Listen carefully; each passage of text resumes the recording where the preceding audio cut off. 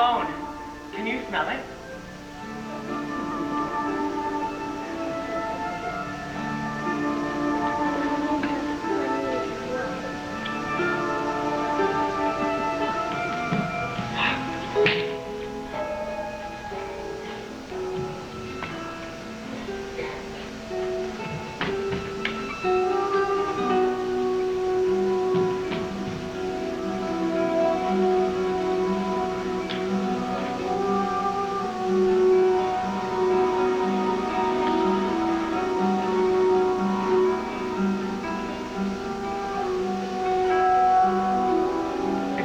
Jacket, a scarf, mittens, and a hat. Does it still feel cold outside?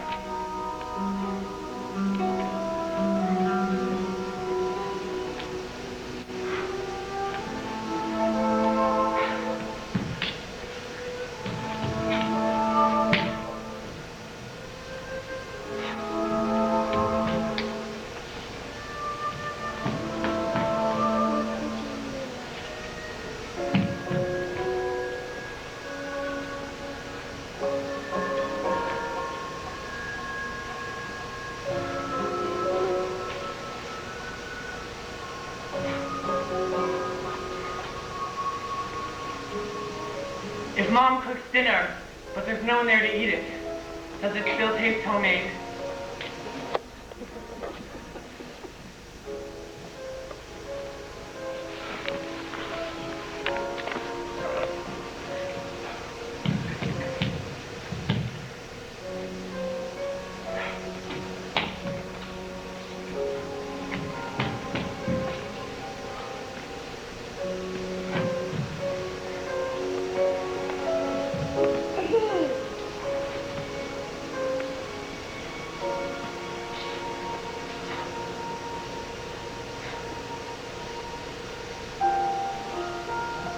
If I'm dancing and you can't see me, is it still dance?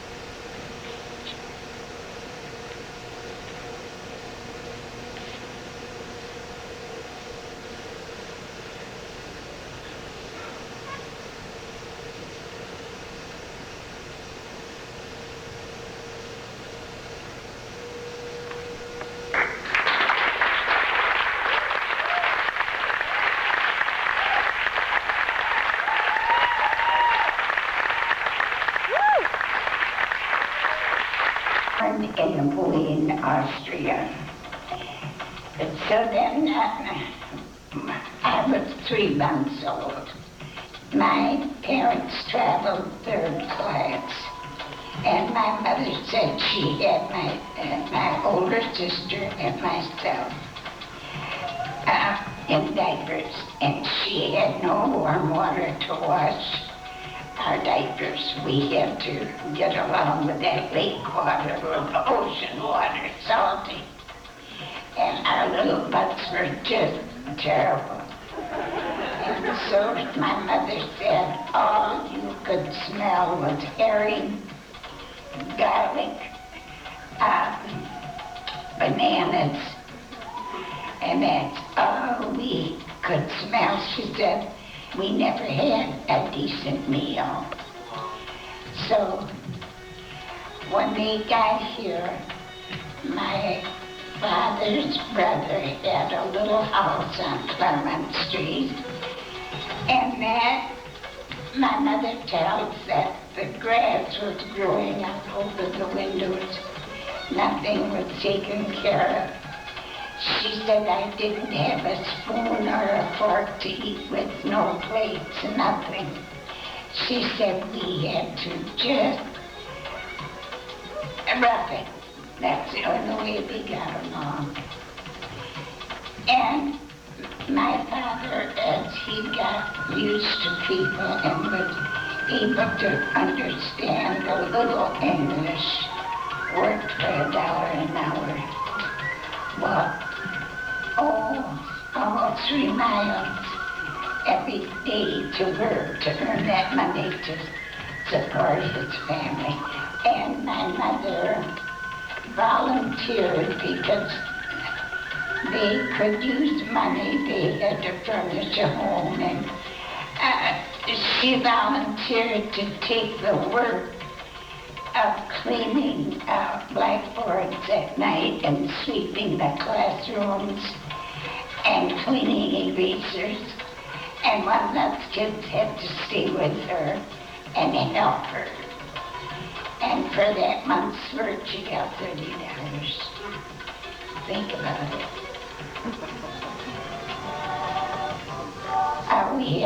My parents were strict. They were very strict. I remember too, one time, Rose had been out at night to a party. And the next night, she came to my mother and she said, Mom, the kids are going to have another party tonight. Can I go? My mother said, no, you were out last night. You can't go out tonight. Oh, she said, Mom, let me go. All the kids are going. She said, well, I'll let you go. But don't go upstairs with your shoes on. Take your shoes off downstairs. We didn't have stairway carpeting. So when Ruth come home from the party, she came in, she took her shoes off at the bottom of the step. She started to walk upstairs and she dropped the shoe. My man, I've got all hell broke loose.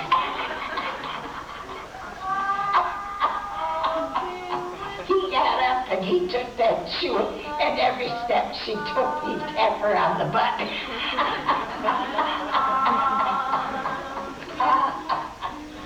Oh, yes, yes.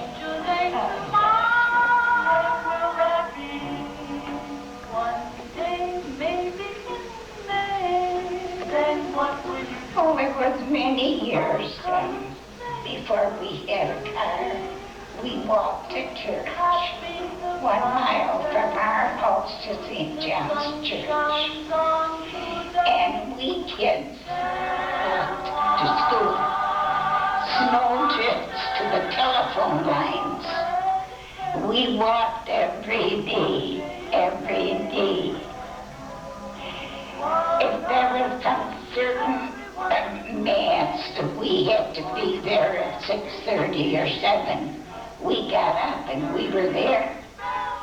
We just had to get to that church.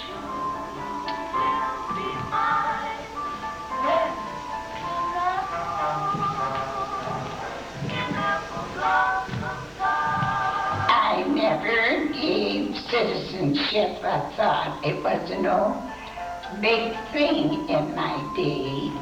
Then when the laws were changed and every alien must be a citizen, my sister Rose was going to Germany. She wanted to go. Her husband was in service and he wanted her to come over.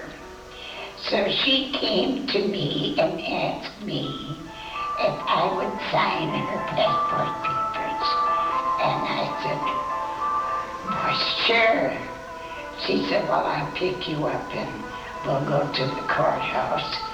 Well, when I got there, I knew the lady in charge, and she said, well, Catherine, you can't sign citizenship papers. You're not a citizen. Oh, I was so surprised. Well, she said, I'll give you an address. The man's name was John March, Naturalization Officer, Green Bay. And I wrote to him and explained my problem, and in a day I had word from him. I was to meet him at the Appleton courthouse, and he would let me know either way.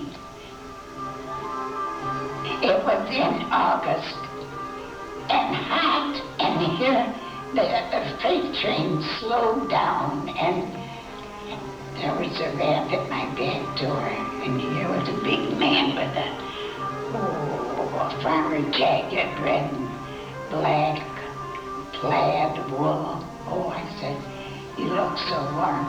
He said, I smell food and I'm hungry. I said, well, sit down on the steps and I'll feed you. So I put a half dozen potato pancakes and a half dozen ears of corn and a big mug with a handle of coffee.